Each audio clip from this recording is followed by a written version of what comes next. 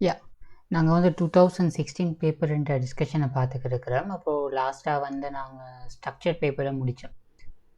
இப்போ வந்து என்ன செய்வோம்னு சொன்னால் எஸ்ஏ கேள்விகளுக்குள்ளே வருவோம். இது நம்மளோட முதலாவது எஸ்ஏ கேள்வி. இது ஒரு சிம்பிளான கேள்வி, எல்லாரும் செய்யலாம். என்ன கிடைக்கிறாங்கன்னு சொல்லி பாருங்க. ஏ அப்படிங்கிறது வந்து பூஜ்ஜியத்துக்கு சமன் இல்லையா, அதே மாதிரி ஏ ப்ளஸ் பி ப்ளஸ் சி அப்படிங்கிறதுமே வந்து பூஜ்ஜியத்துக்கு சமன் இல்லையா.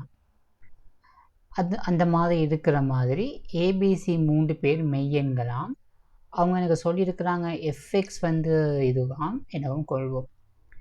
எஃப்எக்ஸ் சமன் பூஜ்ஜியத்தில் ஒன்று ஒரு மூலமன்று என காட்டுக. ஓகே, இதுக்கு தேவையான தியரி என்னன்னு சொன்னால், நான் வளமையாக கதைக்கிற சமன்பாடு தான். என்ன, நான் எடுக்கிறேன் எக்ஸ் வர்க்கம் மைனஸ் 5x சக 6 சமன் 0. ஓகே, நான் என்ன செய்கிறேன்னு சொன்னால், இந்த சமன்பாட்டில் நான் ஒருக்கா எக்ஸுக்காக வேண்டி பூஜ்ஜியத்தை கொண்டு வந்து பிரதியிடுறேன். எக்ஸுக்காக பூஜ்ஜியத்தை போட்டால் நடக்கும் 0 0 சக 6 சமன் 0. அப்போ 6 சமன் 0ன்னு வருது. இது உண்மையா? இல்லை, இது உண்மை இல்லை. நான் வந்து ஒருக்கா என்ன செய்கிறேன், எக்ஸுக்காக வேண்டி ஒன்றை கொண்டு வந்து போடுறேன். எக்ஸுக்காக ஒன்றை கொண்டு வந்து போட்டால் 1 மைனஸ் 5 சக 6. அப்போ 1 மைனஸ் 5 சக 6 வந்து 6 5 மேல் 5 போனால் 2. அப்போ 2 சமன் 0ன்னு சொல்லி வருது. இது உண்மையா? இல்லை. எக்ஸுக்காக வேண்டி நான் 2 கொண்டாந்து போடுறேன். 2 போட்டால் நடக்கும் 2 வர்க்கம் 4 மைனஸ் 10 சக 6 6 4 10 10 10 போனால் 0. 0 சமன் 0. இது உண்மை. அதே மாதிரி நான் உங்களுக்கு என்ன செய்கிறேன், எக்ஸுக்காக வேண்டி நான் 3 போடுறேன். 3 போட்டால் நடக்கும் 9 மைனஸ் 15 சக 6. அப்போ இது வந்து 0 சமன் 0. அப்போ 0 சமன் 0ன்னு சொல்லி வருது. இதுக்கும் உண்மை. அப்போது ஒரு சமன்பாட்டில் நான் கொண்டு வந்து ஒரு ஆளை பிரதியிடும்போது எப்போ அது திருப்தி செய்யப்படும்னு சொன்னால், அவங்க 2 பேரும், இப்போ நான் வந்து எக்ஸுக்காக 2 கொண்டு வந்து போடும்போது இந்த சமன்பாடு திருப்தி செய்யப்படுதாக இருந்துச்சுன்னு சொன்னால் எக்ஸ் சமன் 2 அப்படிங்கிறது இந்த சமன்பாட்டு ஒரு மூலமாக இருக்கும். இப்போ எக்ஸுக்காக 3 கொண்டு வந்து இந்த சமன்பாட்டில் பிரதியிடும்போது எனக்கு இந்த சமன்பாட்டில் திருப்தி செய்யுமாக இருந்தால் எக்ஸ் சமன் 3 அப்படிங்கிறது இந்த சமன்பாட்டுக்கு ஒரு தீர்வாக இருக்கும். இவ்வளவுதான் தேவையான தியரி. அப்போது எனக்கு சொல்லியிருக்கிறாங்க எஃப்எக்ஸ் சமன் 0. எஃப்எக்ஸ் சமன் 0ன்னு சொன்னால் என்ன, ஏஎக்ஸ் வர்க்கம் சக பிஎக்ஸ் சக சி. இந்த சமன்பாட்டுக்கு எஃப்எக்ஸ் சமன் 0ன்னு சொன்னால், எஃப்எக்ஸ் சமன் 0ன்னு சொன்னால் எனக்கு அவங்க சொல்கிறாங்க ஏஎக்ஸ் வர்க்கம் சக பிஎக்ஸ் சக சி சமன் 0. இதில் எக்ஸ் சமன் 1 அப்படிங்கிறது ஒரு மூலம் இல்லையாம். அப்போ எக்ஸ் சமன் 1 அப்படிங்கிறது மூலம் இல்லைன்னு சொன்னால் நான் எக்ஸுக்காக 1 கொண்டாந்து போடும்போது அது எனக்கு 0க்கு சமனாக இருக்கக்கூடாது. நான் இப்போ என்ன செய்கிறேன், எஃப் ஆஃப் 1 நான் கண்டுபிடிக்கிறேன். எஃப் ஆஃப் 1 சொன்னால் என்ன, எக்ஸ் இருக்க இடமெல்லாம் 1 கொண்டாந்து போட்டிங்கன்னு சொன்னால் ஏ ப்ளஸ் பி ப்ளஸ் சி. இது 0க்கு சமன் இல்லையா? இல்லை. ஏன் இல்லை? அவங்க நமக்கு தரவுல சொல்லியிருக்கிறாங்க ஏ ப்ளஸ் பி ப்ளஸ் சி அப்படிங்கிறது சமன் அல்ல 0. இது 0க்கு சமன் இல்லை. இப்போ நீங்கள் என்ன முடிவுக்கு வரலாம், இந்த சமன்பாட்டை எக்ஸ் சமன் 1 அப்படிங்கிறது திருப்தி செய்யலை. எனவே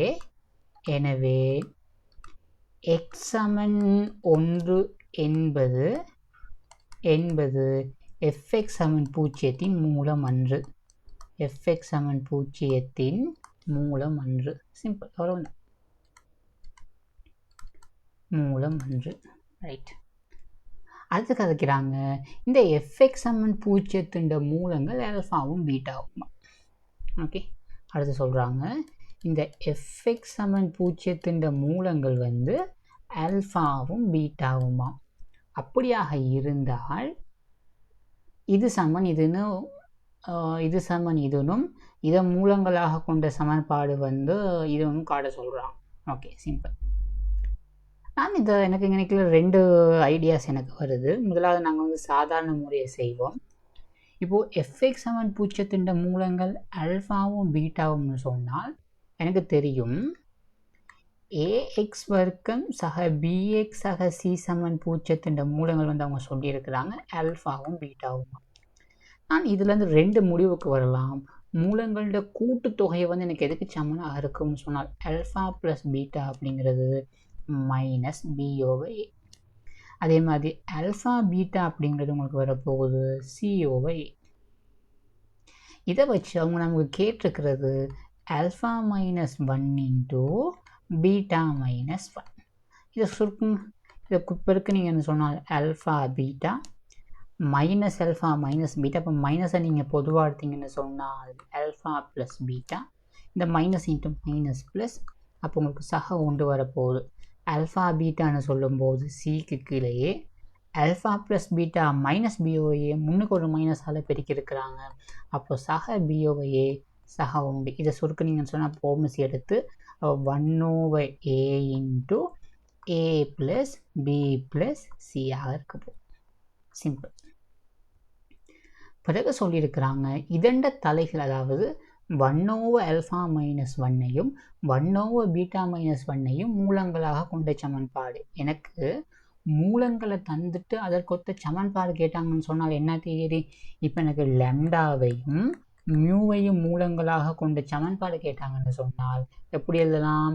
எக்ஸ் வர்க்கம் மைனஸ் மூலங்களோட கூட்டுத்தொகை lambda plus mu into X சக லெம்டா மியூ சமன் 0. இந்த முறையை பாவச்சு செய்யலாம். இது ஒரு முறை. இங்கே இன்னும் ஒரு முறையும் இருக்குது. நான் இந்த முறையில் கதைச்சிட்டு நான் 2வது முறையை நான் பிறகு கதைக்கிறேன். முதலாவது நாங்கள் சாதாரண முறையை பாவச்சு செய்வோம். சாதாரண முறையை பாவச்சு செஞ்சோம்னு சொன்னால் எனக்கு இப்போ இருக்கிற மூலங்களோட கூட்டுத்தொகை ஒருக்கா கண்டுபிடிப்போம். மூலங்களோட கூட்டுத்தொகை என்ன? 1 கீழே ஆல்ஃபா மைனஸ் 1 சக 1 கீழே பீட்டா மைனஸ் 1. போமஸ் எடுத்து கூட்டுங்க. போமஸ் எடுத்து கூட்டிங்கன்னா இவர் இங்கே பெருக்கப்படுவா. அப்போது பீட்டா மைனஸ் 1. இவர் இங்கே பெருக்கப்படுவா ப்ளஸ் ஆல்ஃபா மைனஸ் 1. கீழே வந்து உங்களுக்கு யார் வர போகிறா? Alpha minus 1 is to beta minus 1. பிரதிட்டம்னு சொன்னால் ஆல்ஃபா சக பீட்டா -2 கீழே alpha minus 1 is to beta minus 1 கொண்டு வந்து பிரதியிடுங்க. பிரதியிட்டா உங்களுக்கு என்ன வரப்போகுது? பிரதியிட்டிங்கன்னு சொன்னால் ஆல்ஃபா ப்ளஸ் பீட்டாவுக்காக வந்து மைனஸ் பிக்கு கீழேயே -2 அதுக்கு கீழே இதண்ட பெருமானம் நீங்கள் ஆல்ரெடி கண்டுபிடிச்சிருக்கிறீங்க 1/a into a plus b plus c. மேலே கீழே நீங்கள் ஏயால் பெருக்குங்க. ஒரு மைனஸை நான் வந்து பொதுவாக எடுத்துக்கிறேன். மைனஸை பொதுவாக எடுத்தால் 2a சக b. 2a சக பிக்கு கீழே இங்கே a சக b சக c. மூலங்களோட கூட்டுத்தொகையை கண்டுபிடிச்சாச்சு. அடுத்து மூலங்களோட பெருக்கு தொகையை கண்டுபிடிக்கணும். மூலங்களோட பெருக்கு தொகை அப்படிங்கிறது 1/ஆல்ஃபா minus 1 is to 1 beta minus 1. இதன் தான் நான் ஃபஸ்ட்டாகவே கண்டுபிடிச்சி வச்சிருக்கிறேன் இந்த தலைகீழ். அப்போ ஏக்கு கீழே a plus b plus c. a plus b plus c. எனக்கு மூலங்களோட கூட்டுத்தொகையும் தெரியும், மூலங்களோட பெருக்கு தொகையும் தெரியுமாக இருந்தால் நான் ஈஸியாக சமன்பாடு எழுதலாம். அப்போ என்ன வரப்போகுது? எக்ஸ் வர்க்கம் மைனஸ் மூலங்களோட கூட்டுத்தொகை இன்ட்டு எக்ஸ் ப்ளஸ் மூலங்களோட பெருக்கு தொகை சமன் 0. அப்போ என்ன வரப்போகுது? எக்ஸ் வர்க்கம் மைனஸ் மூலங்களோட கூட்டுத்தொகை. அப்போ மைனஸ் இன்ட்டு மைனஸ் இங்கே ப்ளஸ் ஆகிரும். 2a சக பிக்கு கீழே a சக b சக c இன்ட்டு எக்ஸ் இன்ட்டு மூலங்களோட பெருக்கு தொகை ஏக்கு கீழே a சக b சக c சமன் 0. இந்த ஃபுல்லாக a சக b சக சியால் பெருக்கி விட்டீங்கன்னு சொன்னால் அவங்க கேட்டிருக்கிற சமன்பாடு இங்கே a சக b சக c அப்படிங்கிறது 0க்கு சமநிலை நீங்கள் தாராளமாக பெருக்கலாம். அப்போது a சக b சக c இன்ட்டு எக்ஸ் வர்க்கம் சக 2a சக b இன்ட்டு எக்ஸ் சக a சமன் 0 இருக்க போகும். இதுதான் gx சமன் 0. சிம்பிள். இதுதான் கேட்டிருக்கிறாங்க. இதுதான் GX ஆகும். இதுதான் கேட்டிருக்கிறாங்க. நாங்கள் இது வரைக்கும் செய்துட்டோம்.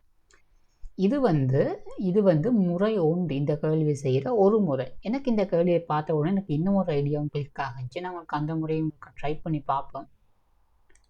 என்ன விஷயம்னு சொன்னால், இங்கே பாருங்க, நான் உருமாற்றத்தை பாவிக்க போகிறேன். எனக்கு ஆல்ஃபாவையும் பீட்டாவையும் மூலங்களாக கொண்ட சமன்பாடு தெரியுமாக இருந்துச்சுன்னு சொன்னால், எனக்கு ஆல்ஃபாவையும் பீட்டாவையும் மூலங்களாக கொண்ட சமன்பாடு தெரியுமாக இருந்துச்சுன்னு சொன்னால், என்னால் இதில் ஒரு சின்ன உருமாற்றத்தை செய்கிறதன் மூலமாக ஆல்ஃபா மைனஸ் 1ஐயும் பீட்டா மைனஸ் 1ஐயும் மூலங்களாக கொண்ட சமன்பாடை எழுத இயலும். எப்படி யோசிக்கிறது? அப்போது எனக்கிட்ட இப்போ இருக்கிற மூலங்கள் எக்ஸ் வந்து எனக்கு என்னது, ஒன்று எனக்கு ஆல்ஃபாவாக இருக்கலாம், அல்லது எனக்கு எக்ஸ் வந்து எனக்கு என்னவாக இருக்கலாம், பீட்டாவாக இருக்கலாம்.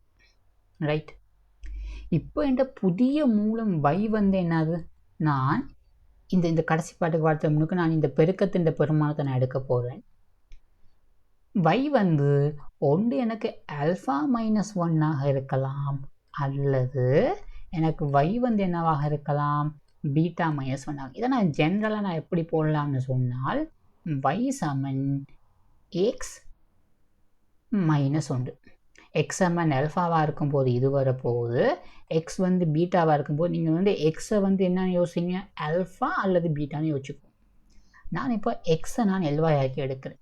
அப்போ நான் எக்ஸை நான் எல்வாயாக்கி எடுத்தால் எக்ஸ் வந்து எனக்கு என்ன வரப்போகுது, வைஸாக உண்டு. அப்படியாக இருந்தால் புதிய மூலம் வந்து எனக்கு வை, இப்போ இருக்கிற மூலம் ஆல்ஃபா அப்படிங்கிறது ஒன்று எனக்கு y + 1ஆக இருக்கும், அல்லது எனக்கு பீட்டா + 1ஆக, ஓகே நான் குழம்பியில் என்ன சொன்னேன் எனக்கு ஞாபகம் இல்லை. ஓகே, எக்ஸ் வந்து எனக்கு ஒரு ஆல்ஃபாவாக இருக்கலாம், அல்லது எனக்கு எக்ஸ் வந்து பீட்டாவாக இருக்கலாம். நான் முதலே கதைச்சிருக்கிறேன். இங்கே ஆல்ஃபா அல்லது பீட்டா அப்படிங்கிறது fx சமன் 0 மூலங்கள். ஆமாவா இல்லையா? ஆல்ஃபாவும் பீட்டாவும் வந்து என்ன, fx சமன் 0 மூலங்கள். அப்போது இங்கே எக்ஸ் இருக்க இடத்துல ஆல்ஃபாவை கொண்டு வந்து போட்டால் அந்த சமன்பாட்டு என்ன செய்யும், திருப்தி செய்யும். எக்ஸ் இருக்க இடத்துல பீட்டாவை கொண்டாந்து போட்டால் என்ன செய்யும், அந்த சமன்பாட்டை எனக்கு திருப்தி செய்யும். இங்கே இந்த எக்ஸை நீங்கள் எப்படி யோசிக்கணும், ஆல்ஃபா அல்லது பீட்டாமா யோசிக்கணும். அப்போது fxங்கிற சமன்பாட்டில் எக்ஸை கொண்டு வந்து பிரதியிட்டால் எனக்கு திருப்தி செய்யும். எக்ஸுங்கிறது இப்போ என்ன, y + 1. நீங்கள் வைக்காக வந்து நீங்கள் பிரதியிடும்போது உங்களுக்கு ஆல்ஃபாவும் பீட்டாவும் வரும். நீங்கள் வந்து பாருங்கள், வைக்காக வந்து ஆல்ஃபா மைனஸ் 1 போட்டிங்கன்னு சொன்னால் ஆல்ஃபா மைனஸ் 1 + 1 வெட்டு போட்டு போயிட்டு ஆல்ஃபா. அப்படி நீங்கள் உண்மையாக என்ன செய்கிறீங்க, ஆல்ஃபாவையும் பீட்டாவையும் தான் கொண்டு போய் பிரதியிடுறீங்க. நான் அப்போ என்ன பிரதியீடு செய்கிறேன்னு சொன்னால், முதலாவது நான் என்ன செய்கிறேன்னு சொன்னால், எனக்கு தெரியும் இது மெத்தட் 2, முறை 2. ஓகே, எந்த புதிய மூலம் y அப்படிங்கிறது உங்களுக்கு எதுக்கு சமனாக இருக்குது, x - 1க்கு சமனாக இருக்குது. அப்படியாக இருந்தால் x அப்படிங்கிறது y + 1. அப்போ நான் fxல கொண்டாந்து பிரதியிட்டு என்ன சொன்னால், x இருக்கிற இடமெல்லாம் y + 1 கொண்டாந்து போடுறேன். அப்போ y + 1 முழுவதும் இந்த வர்க்கம் plus b × y + 1, b × y + 1 சக c சமன் 0. இவரை சுருக்கிக்கோங்க. இவரை சுருக்கிற என்ன வரப்போகுது, a × y வர்க்கம் சக 2y சக 1 சக b × y சக 1 சக c சமன் 0. இவரை சுருக்கினால் a × y வர்க்கம் சக 2a சக b × y சக a சக b சக c சமன் 0. இது பாருங்க, இது எதில் அமைந்த ஒரு இருபடி சமன்பாடு, இது வையில் அமைந்த இருபடி சமன்பாடு. அப்போ இந்த சமன்பாடுக்கு 2 தீர்வுகள் இருக்க போகுது. அந்த 2 தீர்வுகளும் எதுவாக இருக்கும், வையாக இருக்கும். இந்த சமன்பாடை தீர்த்தீங்கன்னு சொன்னால் இந்த சமன்பாட்டுக்கு வை தான் தீர்வுகள். வைன்னு சொன்னால் என்ன, ஆல்ஃபா மைனஸ் 1ம் beta minus one. Alpha minus ஒன்னும் பீட்டா மைனஸ் ஒன்னும். இப்போ உங்களுக்கு மூலங்கள் தெரியும். அப்படியே அந்த உங்களுக்கு கேள்வி இந்த மூலங்களோட பெருக்கு தொகை தான் கேட்குறாங்க. அப்போ மூலங்களோட பெருக்கு தொகையாகும். இங்கு இச்சமன்பாட்டின் மூலங்கள் alpha minus one comma beta minus one ஆகும். எனவே மூலங்களோட பெருக்கு தொகை வந்து இது. அப்போ என்ன வரப்போகுது? ஏ ப்ளஸ் பி ப்ளஸ் சிக்கு கீழே ஏயாக இருக்க போகுது. Alpha minus one is to beta minus one. ஒரு சில வேளை மயக்கமாக இருக்கும். மயக்கம் வந்தால் நீங்கள் திரும்ப திரும்ப திரும்ப திரும்ப பாருங்கள். பார்த்து விளங்கும் வரைக்கும் திரும்ப பாருங்கள். சிம்பிள் எடுத்துட்டா. இப்போ நீங்கள் என்ன செய்யலாம்னு சொன்னால் இந்த சமன்பாட்டை வச்சு நாங்கள் இது வந்து உண்மையாக வைங்கிறது டம்மி வேரியபிள். இந்த கேஸை பொறுத்த வரைக்கும் அந்த வையை வந்து நான் எக்ஸுனே மாத்திரன். இங்கே பாருங்கள் நான் என்ன செய்கிறேன்னு சொன்னால் எக்ஸ் வர்க்கம் மைனஸ் 5x சக 6 சமன் 0 மூலங்களும் சரி, y வர்க்கம் மைனஸ் 5y சக 6 சமன் 0 மூலங்களுமே சரி, ரெண்டுமே ஒன்று தான். இது எக்ஸாக இருந்தாலும் சரி, வையாக இருந்தாலும் சரி, அதில் தங்கி இல்லை. இது நீங்கள் வேணும் வந்தால் இசட் வர்க்கம் மைனஸ் 5z சக 6 சமன் 0ன்னு போட்டாலுமே எல்லாம் இந்த 3 சமன்பாடுகளுடைய தீர்வுகள் ஒன்று தான். அப்போ நானும் இந்த சமன்பாட்டை என்ன செய்ய நாங்கள் வளமையாக எப்படி எழுதுவோம்? அதுக்காக வேண்டி நான் போட்டுக்கிறேன். ஏஎக்ஸ் வர்க்கம் ப்ளஸ் 2a சக b இன்டூ எக்ஸ் சக a சக b சக c சமம்.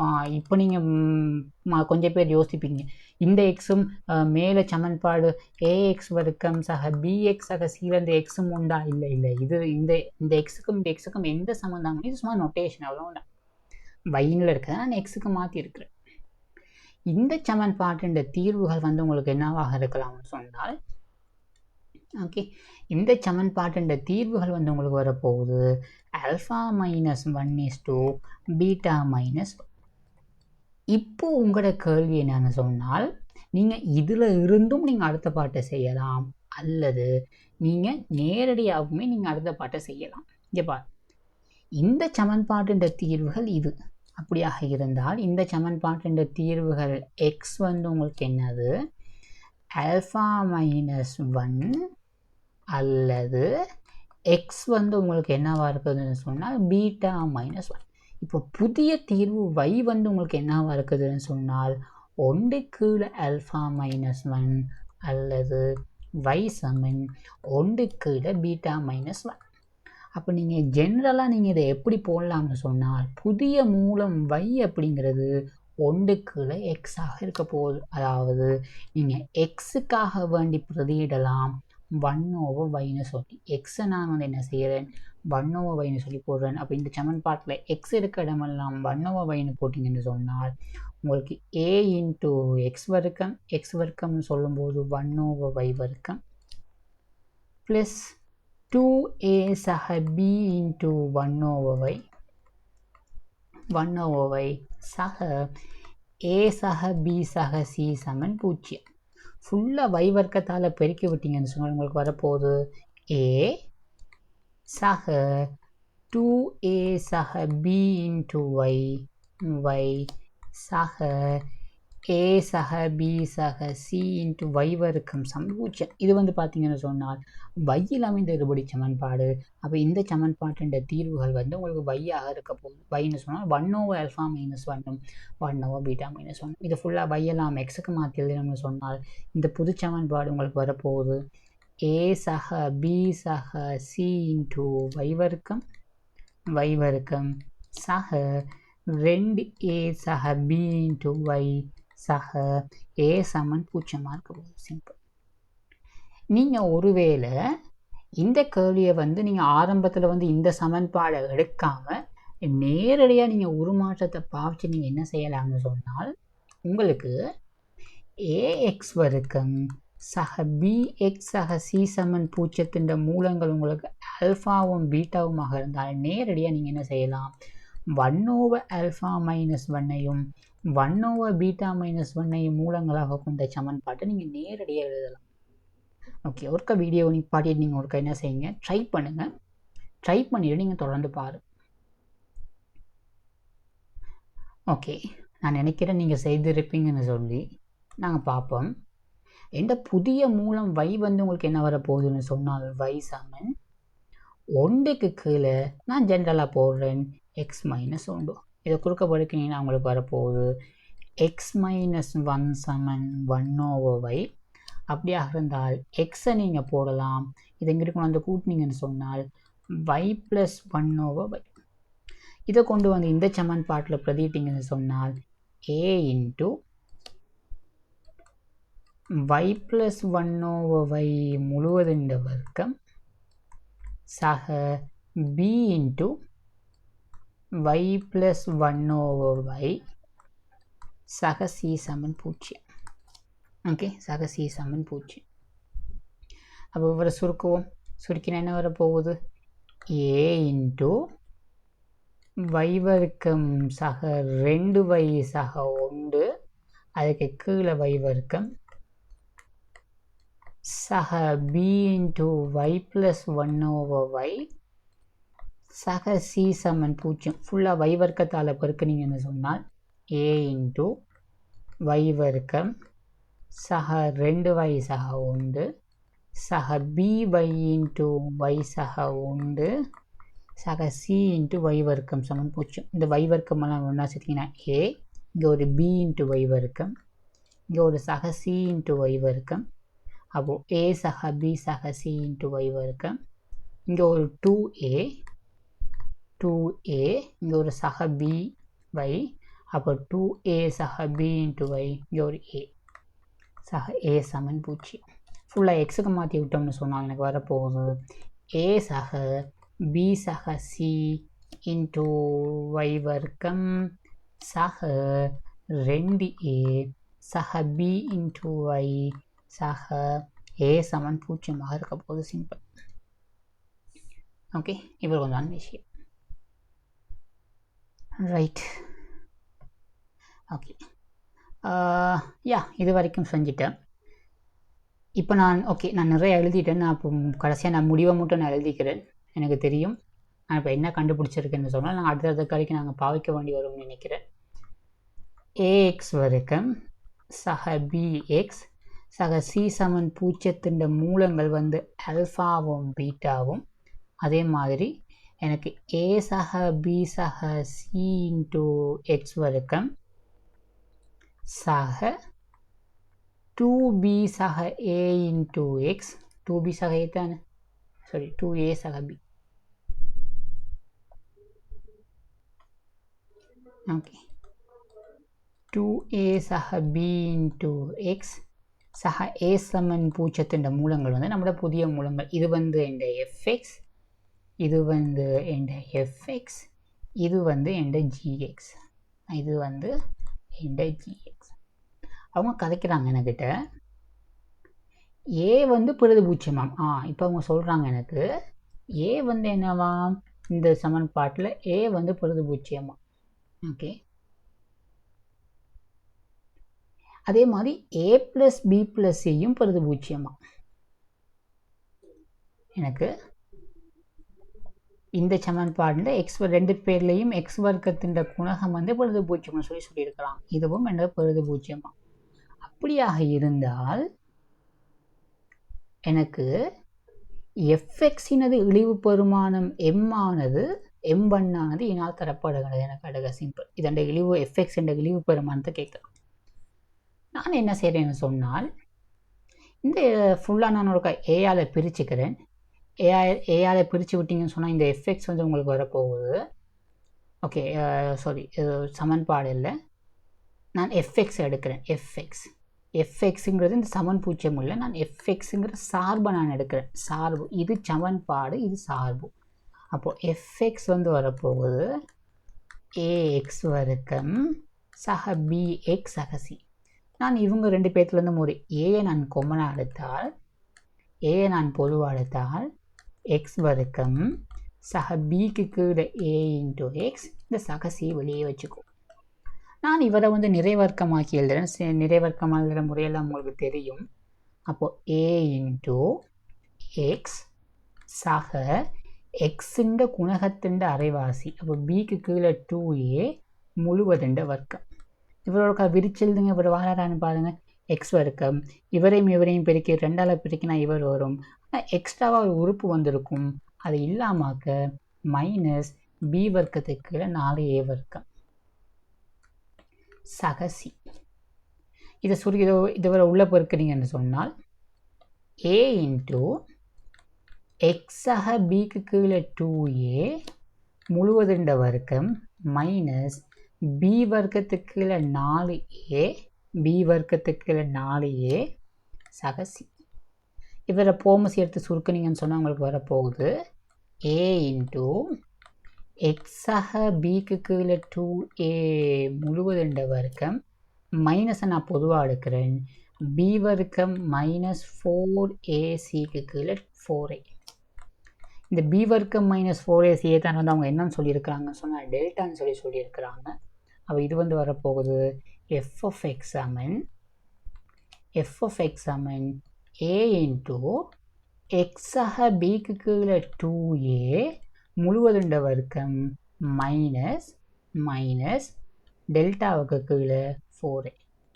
ஓகே, இங்கே பாருங்கள், உங்களுக்கு இதில் ஏபிசின்லாம் இருக்கிறதுனால சில விட உங்களுக்கு மயக்கமாக இருக்கும். நான் ஒரு நம்பர் வச்சு விளங்கப்படுது, அப்போ உங்களுக்கு விளங்கும்.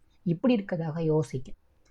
எஃப்எக்ஸ் ஏ 2, அப்போ 2 இன்ட்டு இங்கே எக்ஸ் இந்த பிக்கு கீழே 2a சுருக்குன்னா உங்களுக்கு ஒரு சய கொண்டு வரதாக வைப்போம்.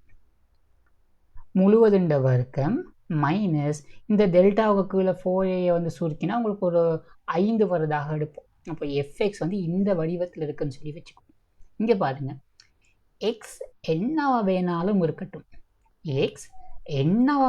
இருக்கட்டும், அதுக்கு வர்க்கம் எடுத்தீங்கன்னு சொன்னால் எக்ஸ் மைனஸ் 1 வர்க்கம் அப்படிங்கிறது எப்பவும் பூஜ்ஜியத்துக்கு சமனாக இருக்கும் அல்லது பூஜ்ஜியத்தை விட பெருசாக இருக்கும். ஏற்றுக்கொள்கிறீங்களா? உள்ளுக்கு இருக்கிறத நீங்கள் எக்ஸுக்காக 5 போடுங்க, 5 போட்டிங்கன்னா 4 வர்க்கம் 16. எக்ஸுக்காக -10 போடுங்க, -10 -1 -11, அதன் வர்க்கம் 121. அதன் வர்க்கம் எப்பவும் ப்ளஸ் தான். அதை எடுக்கக்கூடிய ஆக குறைஞ்ச பெருமானமே இந்த எக்ஸ் -1 வர்க்கம் எடுக்கக்கூடிய ஆக குறைஞ்ச பெருமானமே 0 தான். ஒரு நேரனை 2ஆல் பெருக்கிறீங்க, 2ஆல் பெருக்கினாலுமே அதை எடுக்கக்கூடிய ஆக குறைஞ்ச பெருமானம் -5 தான். இப்போ நான் இதை கொஞ்சம் ஒழுங்குபடுத்தி எழுதிக்கிறேன். இந்த -5 ஃபஸ்ட்டாக போட்டுக்கோ. -5 சக இந்த 2 இன்ட்டு எக்ஸ் -1 முழுவதுன்ற வர்க்கத்தை நான் ஒரு கேபிட்டல் எக்ஸ்ன்னு சொல்லி நான் யோசிக்கிறேன். கேபிட்டல் எக்ஸ், இந்த கேபிட்டல் எக்ஸ் பார்த்தீங்கன்னு சொன்னால் ஒரு என்கோட்டில் ஆக குறைஞ்ச பெருமானம் 0 எடுக்கலாம், அல்லது 0 விட பெரிய பெருமானங்களை எடுக்கலாம். 0 விட பெரிய பெருமானங்களை தான் எடுக்கலாம். அப்போ நீங்கள் என்ன செய்றீங்க, இந்த கேபிட்டல் எக்ஸுக்கு ஒரு பெருமானமாக நீங்கள் போட்டுக்கிட்டே போனீங்கன்னு சொன்னால் கேபிட்டல் எக்ஸ் 0 எடுக்கும்போது -5 எடுக்கும். கேபிட்டல் எக்ஸ் 0 கொஞ்சம் பெரிய பெருமானத்தை எடுக்குது. அப்படியா இருந்தால் -5ஓட ஒரு நேரன் கூட்டுப்பட போகுது. நேரன் கூட்டுப்பட்டால் வரப்போகிற விட -5 விட பெருசாக இருக்குமா சின்னதாக இருக்குமா? சின்னதாக தான். -4.99. இது -5 விட பெருசாக சின்னதா? சாரி, -4 பெருசாக தான் இருக்க போகுது. இந்த கூட்டுப்படும் போது உங்களுக்கு என்ன வரப்போகுது?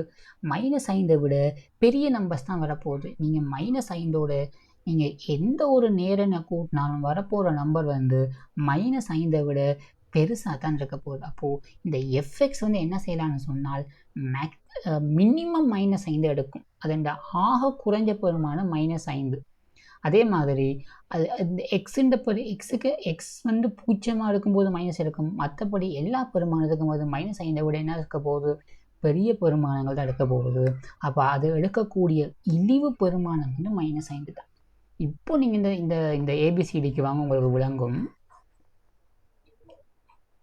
இதுக்கு வந்தீங்கன்னு சொன்னால் அப்போ இவரை நான் கொஞ்சம் ஒழுங்குபடுத்தி எழுதிக்கிறேன். ஃபஸ்ட்டாக நான் இவரை போட்டுக்கிறேன். மைனஸ் டெல்டாவுக்கு கீழே 4a plus a into X plus பிக்கு கீழே 2a முழுவதுண்ட வர்க்கம். இங்கே பாருங்கள், இது எப்பவும் ஒரு நேரம் தான். எடுக்கக்கூடிய ஆக குறைஞ்ச பெருமானம் 0. இதுக்கு பிறகு நீங்கள் எந்த நம்பரை போட்டாலும் வரப்போகிற விட வந்து இது அவ்வளோ பேர்த்தையும் கூட்டி வர விட வந்து இதை விட பெருசாக இருக்கும், அல்லது இது பூஜ்ஜியமாக இதுக்கு சமனாக இருக்கும்.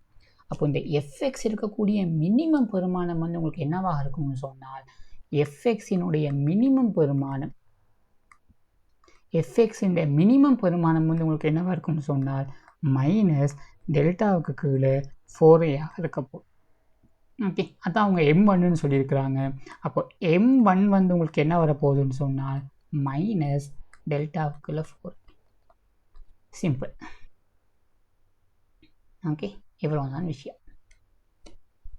இதான் காட்ட சொல்லியிருக்காங்கன்னு இழிவு பெருமானம் தான். இழிவு பெருமானம் எனக்குள். ஓகே, இப்போ சொல்லியிருக்கிறாங்க ஜிஎக்ஸின் இழிவு பெருமானம் வந்து M2 இப்படி உயிர்த்தறியட்டான். உயிர்த்தறியன்னு சொன்னால் நமக்கு கேள்வி ஈஸி. நாங்கள் முக்கால்வாசி கேள்வியை செய்துட்டோம். இங்கே பாருங்கள், நான் இப்போ என்ன நிறுவி இருக்கேன்னு சொன்னால் எனக்கு ஒரு எஃப்எக்ஸுங்கிற சார்பு இருக்குது. அப்போது பி இப்போ எனக்கு இந்த முடிவு ஓகே நான் எனக்கு எழுதுகிறேன். இந்த இடத்துல பாருங்கள்.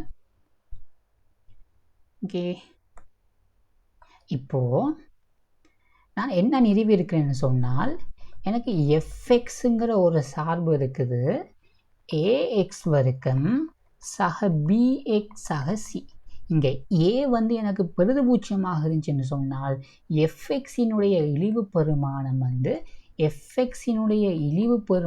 வந்து மைனஸ் டெல்டாவுக்கு கீழே 4a இருக்கப்போ. அதே மாதிரி இப்போ நான் வந்து எனக்கிட்ட ஒரு சார்பு ஒன்று இருக்குது. ஒரு பைஎக்ஸுங்கிற ஒரு சார்பு இருக்குது. எனக்கு ஒரு பிஎக்ஸ் வர்க்கம் சக கியூஎக்ஸ் சக ஆர். அப்படியாக இருந்தால் நீங்கள் பைஎக்ஸுன்ற மினிமம் பெருமானத்தை நீங்கள் திரும்ப ஃபர்ஸ்ட்லேருந்து கண்டுபிடிக்கணுமா? இல்லை, நீங்கள் என்ன செய்யலாம், இந்த மேலே இருக்கிற முடிவை பாவிச்சு நீங்கள் இதெல்லாம் இது மைனஸ் டெல்டா பை அப்படின்னா இதற்கொத்த டெல்டாவுக்கு கீழே உங்களுக்கு இங்கே 4a இருக்குது. அப்போ இங்கே 4pன்னு வரப்போகுது. அதே மாதிரி தானே இப்போ எனக்கு ஜிஎக்ஸுங்கிற சார்பு எனக்கு தந்துருக்குறாங்க. எனக்கு ஜிஎக்ஸ் வந்து எனக்கு என்னவா, ஜிஎக்ஸ் வந்து எனக்கு ஏ சக பி சக சி, ஏ சக பி சக சி இன்ட்டு எக்ஸ் வர்க்கம் சக 2a சக பி இன்ட்டு எக்ஸ் சக ஏ சமன் 0 சக ஏ. இப்போ இதண்ட இழிவு பெருமானம் சொன்னால் நீங்கள் திரும்ப ஃபர்ஸ்ட்லேருந்து வர்க்கமாக்கி அதெல்லாம் செய்யணுமா? இல்லை, தேவையில்லை. நீங்கள் மேலே இருக்க முடிவை பாவீங்க. அப்போ M2 வந்து உங்களுக்கு எதுக்கு சமனாக இருக்கும்னு சொன்னால் M2 சமன் முன்னாடி ஒரு மைனஸ் இருக்குது. டெல்டா ஜிஎக்ஸுக்கு கீழே 4 இன்ட்டு முதல்ல ஏ வந்துச்சு. இப்போ ஏ இருக்க வேண்டிய இடத்துல a + b + c. அவ்வளோதான் விஷயம். இந்த a + b + c நீங்கள் குறுக்க பெருக்கினீங்கன்னு சொன்னால் a சக b சக c இன்ட்டு M2 இது சமன் மைனஸ் 1/4 மடங்கு டெல்டா ஜி. இதென்ன டெல்டா விடுங்க, பி வர்க்கம்னு சொன்னால் என்ன, இந்த கேஸை பொறுத்த வரைக்கும் 2a சக b முழுவதெண்ட வர்க்கம் பி வர்க்கம் மைனஸ் 4 இன்ட்டு a இன்ட்டு இங்கே a இருக்க வேண்டிய இடத்துல a சக b சக c இன்ட்டு சி இருக்க வேண்டிய இடத்துல சுருக்கினா வரப்போகுது. மைனஸ் 1/4 மடங்கு 4a வர்க்கம் சக 4ab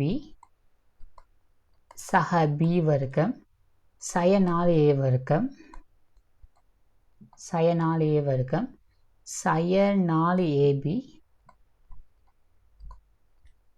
சய 4ac. சட்டனை நான் போட்டு இந்த 4a வர்க்கமும் 4a வர்க்கமும் கேன்சல், இந்த 4abயும் 4abயும் கேன்சல்.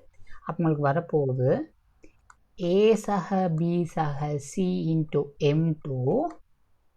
M2 சமன் சய 1/4 மடங்கு ஓகே, சய 1/4 மடங்கு b வர்க்கம் மைனஸ் 4ac. b வர்க்கம் மைனஸ் 4ac-க்காக நீங்கள் போடலாம் டெல்டா. உங்களுக்கு M1 சம்மந்தப்படுத்தணும். உங்களோட M1 வந்து என்ன வந்துச்சு, M1 வந்து மைனஸ் டெல்டாவுக்கு கீழே 4a. அப்போ நீங்கள் மைனஸ் டெல்டாவுக்கு கீழே 4க்கு ஆக வேண்டிய நீங்கள் போடலாம். இவரை குறுக்க படிக்கிறீங்கன்னு சொன்னால் M1 இன்ட்டு a. உங்களுக்கு வரப்போகுது a சக b சக c, a சக b சக c இன்ட்டு m2 இது சமன் a இன்ட்டு m1 ஆக இருக்க போகுது. இதான் நம்ம நிறுவ சொல்லியிருக்கிறோம். ஓகே, சிம்பிளான கதை. அடுத்து என்ன கதைக்கிறாங்க? என்ன உய்த்தறிக இதிலிருந்து எல்லா எக்ஸினுடைய மெய்யெண் பெருமானங்களுக்கும் gx வந்து பெரிது அல்லது பூஜ்ஜியமாக இருந்தால் மாத்திரம், if and only if இருந்தால் மாத்திரம் x எலிமெண்ட் ஆஃப் r இருக்கும், fx பெரிது பூஜ்ஜியம். ஓகே, இது வந்து இந்த ஆக இருந்தால் மாத்திரம் அந்த விளக்கம் தெரிஞ்சிருக்கணும். அது என்ன இருந்தால் மாத்திரம்? ரைட், இங்கே பாருங்க, நீங்கள் என்ன செய்கிறீங்கன்னு சொன்னால் ஓடுறீங்க. Okay, something. ஓகே, இப்படி தான் நீங்கள் ஓடுறீங்கன்னு சொல்லி எடுப்போம். ஓகே, நீங்கள் ஓடுறீங்க. அப்போது நான் சொல்கிறேன், உங்களை நாய் ஒன்று துரத்துது. ஓகே, சம்திங் இப்படி தான் பூனை ஒன்று துரத்துது. ஓகே, அப்போ நான் சொல்லலாம் அது நாய் துரத்துது சம்திங். நீங்கள் ஓடுறதை மட்டும் பார்த்துட்டு நான் சொல்கிறேன், நீங்கள் நாய் துரத்தி இருந்தால் மாத்திரம் ஓடுறீங்க அப்படின்னு சொல்கிறேன். அது உண்மையானு பார்ப்போம். ஓகே, நீங்கள் ஓடுறீங்க, நீங்கள் நாய் துரத்தி இருந்தால் நீங்கள் ஓடி இருக்கலாம். அது சான்ஸ் இருக்குது. அப்போ நீங்கள் ஓடுற நிகழ்ச்சியை வந்து நான் ஏன்னு சொல்லி எடுக்கிறேன், நாய் துரத்துகிற நிகழ்ச்சியை வந்து நான் பின்னு சொல்லி எடுக்கிறேன். ரைட், அப்போது நீங்கள் ஓடுற நிகழ்ச்சியை நீங்கள் ஓடி இருந்தீங்கன்னு சொன்னால் நாய் துரத்தி இருக்கலாம். சாரி, நாய் துரத்தி இருந்தால் நீங்கள் ஓடி இருக்கலாம். அது உண்மை. ஆனால் நீங்கள் ஓடுறீங்கன்னு சொன்னால் நாய் துரத்தி தான் நீங்கள் ஓடணுங்கிற அவசியம் இல்லை. ஏன், நீங்கள் சில வேளை நீங்கள் வந்து உங்களுக்கு லேட்டாகி இருக்கும், நீங்கள் பஸ்ஸை பிடிக்கிறதுக்கு ஓடலாம், அல்லது நீங்கள் வந்து ரன்னிங் ப்ராக்டிஸ் பண்ணலாம், அதுக்காக வேண்டி நீங்கள் ஓடலாம். இப்போ இங்கே வந்து இருந்தால்ங்கிறது உண்மை இல்லை. விளங்குதா? நாய் துரத்தி இருந்தால் நீங்கள் ஓடி இருக்கலாம். இது வந்து ஒன் வே தான், ஒரு சைடு உண்மை. டபுள் சைடு உண்மைன்னு கேட்டால் இல்லை. நீங்கள் ஓடுறீங்கன்னு சொன்னால் நாய் துரத்தி தான் ஓடணுங்கிறது அவசியம் இல்லை. இப்போ பார்ப்போம், நீங்கள் படிக்கிறீங்க. ஓகே, நீங்கள் வந்து படிக்கிறீங்க, அது வந்து ஒரு நிகழ்ச்சி சி. நீங்கள் எக்ஸாமில் நல்ல ரிசல்ட்ஸ் எடுக்கிறீங்க டி. நீங்கள் படித்தீங்கன்னு சொன்னால் நல்ல ரிசல்ட்ஸ் எடுக்கலாம். இது வந்து இந்த சைடு உண்மை. நீங்கள் நல்ல ரிசல்ட்ஸ் எடுத்துருந்தீங்கன்னு சொன்னால் நீங்கள் படித்தா தான் நல்ல ரிசல்ட்ஸ் எடுக்கும். ரைட், இது டபுள் சைடு. இருந்தால் மாத்திரம் உண்மை. இது இருந்தால் உண்மை, ஆனால் இருந்தால் மாத்திரம் உண்மையாக இருக்கணுங்கிற அவசியம் இல்லை. இப்போ உங்களுக்கு வந்து வித்தியாசம் விளங்கியிருக்கும். இப்போ நான் என்ன முடிவுக்கு வரேன்னு சொன்னால், நான் என்ன நிறுவி இருக்கிறேன்னு சொன்னால், a + b + c × m2 அப்படிங்கிறது gx என்ற இழிவு பெருமானம். அப்போ அவங்க சொல்கிறாங்க, இந்த m2 அதாவது gx என்ற இழிவு எடுக்கக்கூடிய ஆக குறைஞ்ச பெருமானம் m2.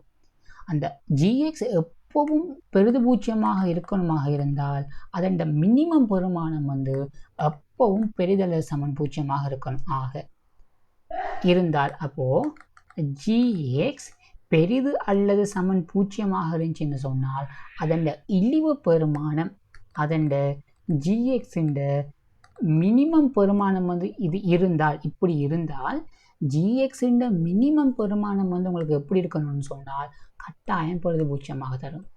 gx இழிவு பெருமானம் அப்படிங்கிறது m2. அப்போ m2 வந்து உங்களுக்கு கட்டாயமாக பெரிது பூஜ்ஜியமாக தான் இருக்கும்.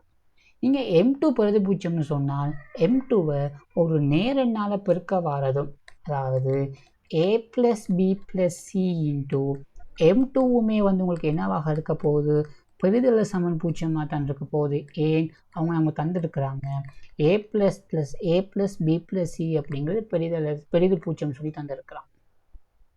அடுத்து a + b + c × m2 அப்படிங்கிறது என்ன, a × m1. அப்படியாக இருந்தால் a × m1 அப்படிங்கிறது உங்களுக்கு பெரிதல்ல சமன் பூஜ்ஜியமாக இருக்கும். இங்கே a வந்து கட்டாயமாக பெரிது பூஜ்ஜியம் தான். அப்போ கட்டாயமாக m1 அப்படிங்கிறது பெரிது பூஜ்ஜியம். அப்போ இங்கே a வந்து பெரிது பூஜ்ஜியம். இங்கே m1 அப்படிங்கிறது என்ன, m1 அப்படிங்கிறது fx-இனுடைய மினிமம் பெருமானம். fx எடுக்கக்கூடிய ஆக குறைஞ்ச பெருமானமே பெரிதல்ல சமன் பூஜ்ஜியமாக தான் இருக்குது. அப்படியாக இருந்தால் கட்டாயமாக எனக்கு fx வந்து பெரிது பூஜ்ஜியமாக தான் இருக்கும். இப்போ நான் என்ன நிறுவி இருக்கிறேன், ஜிஎக்ஸ் வந்து எப்பவும் ப்ளஸ்ஸாக இருந்துச்சுன்னு சொன்னால் எனக்கு எஃப்எக்ஸ் வந்து எப்பவும் நேராக தான் இருக்கும். இப்போ மாறி சொல்லணும், ஓகே நான் வந்து இப்போ என்ன நிறைவேறிக்கேன், நீங்கள் படித்தா எக்ஸாமில் நல்ல ரிசல்ட்ஸ் எடுப்பீங்க. இப்போ நான் நிறுவனம், நீங்கள் எக்ஸாமில் நல்ல ரிசல்ட்ஸ் எடுத்திருந்தீங்கன்னு சொன்னால் நீங்கள் படித்து தான் பாஸ் பண்ணியிருக்கீங்க. அதை நான் நிறுவனம். அதை நான் எப்படி செய்வது, இதை அப்படியே ரிவர்ஸில் சொன்னீங்கன்னா சரி, திரும்ப எழுதணுமா தேவையில்லை, அதுக்கு தான் இந்த குறியீடு இருக்குது. இப்படி ஓகே, நீங்கள் இப்படி ஒரு குறியீடு போட்டிங்கன்னு சொன்னால் இருந்தால் மாத்திரம் சரியா, இந்த குறியீடுகளை தான் பாதிங்க. இருந்தால் மாத்திரம்னு சொன்னால் இப்படி போட்டிங்கன்னு சொன்னாச்சு, ரிவர்ஸில் வாரிங்க. இதே விஷயத்தை நீங்கள் ரிவர்ஸில் சொல்கிறீங்க, அதான் இது ரெண்டு அர்த்தம். ஓகே சிம்பிள், இவ்வளோ தான். எனவே நீங்கள் அதை சொற்களில் சொன்னீங்கன்னா சரி, ஜிஎக்ஸ் பிரதேசம் இருந்தால் மாத்திரம் எஃப்எக்ஸும் நேராக இருக்கும் சம்திங். இவ்வளோ தான் ஏ பார்ட். நாங்கள் இதிலேயே வந்து நாங்கள் அடுத்த பாட்டையும் முடிச்சிருவோம். அடுத்த பாட்டு மிக சிம்பிளான கேள்வி அடுத்து சொல்லியிருக்கிறாங்க. நான் வந்து இதை திரும்ப ஒழுக்கா போட்டுக்கிறேன், அப்போ எனக்கு ஈஸியாக இருக்கும். Okay right.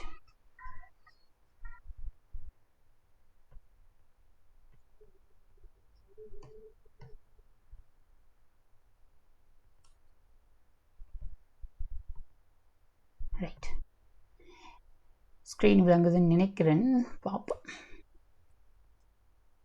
ஓகே, என்ன கதைக்கிறாங்கன்னு சொல்லி பாருங்கள். எனக்கு பிஎக்ஸ் அப்படிங்கிறது தந்துருக்குறாங்க. எனக்கு பிஎக்ஸ் வந்து என்னவா, பிஎக்ஸ் அப்படிங்கிறது எக்ஸ் கணம் சக 2 மடங்கு எக்ஸ் வர்க்கம் சக 3x மைனஸ் 1. அதே மாதிரி எனக்கு QX அப்படிங்கிறது எனக்கு தந்துருக்குறாங்க எக்ஸ் வர்க்கம் சக 3x சக 6.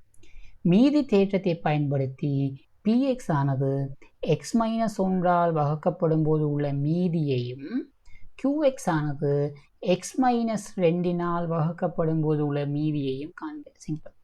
இங்கே பாருங்க, இப்போ எனக்கு fxங்கிற ஒரு பல்லுறுப்பி எனக்கு தந்திருக்கிறாங்க. fx x மைனஸ் ஆல்ஃபாவால் வகுத்தால் வரப்போகிற மீதி வந்து உங்களுக்கு என்னவாக இருக்கும், f of ஆல்ஃபாவாக இருக்கும்.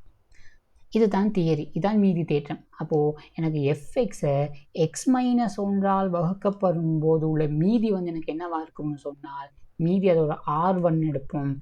r1 அப்படிங்கிறது x மைனஸ் 1ஆல் வகுத்தீங்கன்னு சொன்னால் மீதி p of 1. அப்போ p of 1 வந்து என்ன, 1 ஒன்றுண்ட கணம் plus 2 into 1 squared plus 3:1 minus 1 சுருக்குங்க. 1 1 சக 2 சக 3 சக 1, அப்போ 5ஆக இருக்கப்போ. அதே மாதிரி QX என்ன செய்றீங்க, x மைனஸ் 2ஆல் வகுக்கிறீங்க, வகுத்தால் வரப்போகிற மீதி R2 என்னவாக இருக்கும், Q of 2ஆக இருக்க போகுது. பிரதியிட்டீங்கன்னு சொன்னால் 2 வர்க்கம் ப்ளஸ் 3:2 ப்ளஸ் 6, 6 மாறும் 12, 12 நாளும் எவ்வளவு, 12 நாளும் 16. சிம்பிள், இவ்வளவு தான் விஷயம். பிறகு சொல்கிறாங்க உள்ள மீதியையும் கண்டாச்சு. px சமன் என வாய்ப்பு பார்த்துன்னு சொன்னால் வெரிஃபை பண்ண சொல்கிறாங்க. அப்போ இதை RHS எடுத்து LHSன்னு சொல்லி காட்டுவோம். அப்போ வெரிஃபை பண்ணுவோம். அப்போது x மைனஸ் 1 into QX வந்து என்ன, x வர்க்கம் சக 3x சக 6. இங்கே ஒரு ப்ளஸ் 5 வெளியே தந்திருக்காங்க. ஃபுல்லாக எக்ஸால் பெருக்குனீங்கன்னு சொன்னால் x கணம் சக 3 மடங்கு x வர்க்கம், நான் முதல்ல இந்த அடைப்பு நீக்கம் செஞ்சுக்கிறேன், சக 6x, இங்கே சய x வர்க்கம் சய 3x சய 6 சக 5. அப்படி சுருக்குனீங்கன்னு சொன்னால் உங்களுக்கு வரப்போகுது x கணம் 3x வர்க்கத்தில் x வர்க்கம் போனால் சக 2x வர்க்கம், 6xல 3x போச்சுன்னு சொன்னால் 3x சய 1. இதான் என்ன, px. இதான் px. வெரிஃபை பண்ணியாச்சு. பிறகு சொல்கிறாங்க pxஐ வந்து x minus 1 into x minus 2ஆல் உள்ள மீதியை காணட்டாம். சிம்பிள். இங்கே பாருங்கள், நான் ஆல்ரெடி QXஐ வந்து x - 2ஆல் வகுத்து வச்சுருக்கேன். எனக்கு QXஐ இது ஒரு ரெண்டாம் படி சார்பு. ரெண்டாம் படி சார்பை நான் ஒரு முதலாம் படி சார்பால் வகுத்தால் எனக்கு ஒரு ஈவு வரும். ஈவு எனக்கு தெரியாது. ஒரு psi x சக மீதி 16. இப்போ நீ நிறுவ சொல்லியிருக்கிறாங்க. px வந்து எனக்கு எதுக்கு சமனாக இருக்குதாம்? p of x வந்து x - 1 = qx. x - 1 * qx சக 5 தான். நான் QXக்காக என்ன செய்கிறேன்? இந்த முடிவை நான் பாவிக்கிறேன். பாவிச்சா என்ன வரப்போகுது? எனக்கு x - 1 * QXக்காக x - 2 × psi x சக 16. இங்கே வெளியில் ஒரு +5 இருக்குது. ஓகே, இந்த x - 1 நீங்கள் உள்ளே பெருக்கிக்கோங்க. உள்ளே பெருக்கினா என்ன வரப்போகுது? x - 1 x - 2 × psi x plus 16 × x - 1. அப்போ 16x - 16 சக 5. சிம்பிள். இங்கே பாருங்கள், அப்போது px அப்படிங்கிறது உங்களுக்கு எதுக்கு சமனாக இருக்குதுன்னு சொன்னால் x - 1 * x - 2 × psi x சக 16x சய 11. இந்த வடிவத்தை நல்லா பாருங்கள். இது உண்மையாக என்னது? நீங்கள் px என்ன செய்றீங்கன்னு சொன்னால் x - 1 × x - 2ஆல் வகுக்கிறீங்க. ஒரு மூன்றாம் படி சார்பை ஒரு ரெண்டாம் படி சார்பால் வகுக்கிறீங்க. வகுத்தால் உங்களுக்கு ஒரு முதலாம் படி சார்பு வந்து உங்களுக்கு ஈவா வருது. இது உங்களோட என்னவாக இருக்கும்? மீதியாக இருக்கும். இதுதான் உங்களோட மீதியாக இருக்கப்போ. சிம்பிள். இது நீங்கள் பாருங்கள், பார்த்து எடுங்க. இவ்வளவு தான் விஷயம். Okay, division algorithm simple. pxஐ x - 1 × x - 2ஆல் வகுக்கிறீங்க. வகுத்தால் இவர் உங்களுக்கு ஈவாக வாரா. இந்த டேர்ம் வந்து உங்களுக்கு மீதியாக. அப்போ உங்களுக்கு மீதி வந்து என்ன வரப்போகுதுன்னு சொன்னால் 16x - 11. சிம்பிள். இவ்வளவு தான் 11வது எஸ்ஏ கேள்வி. நாங்கள் அடுத்து என்ன செய்வோம்? அடுத்த கேள்விகளை நாங்கள் அடுத்த வீடியோவில் பார்ப்போம். ஓகே.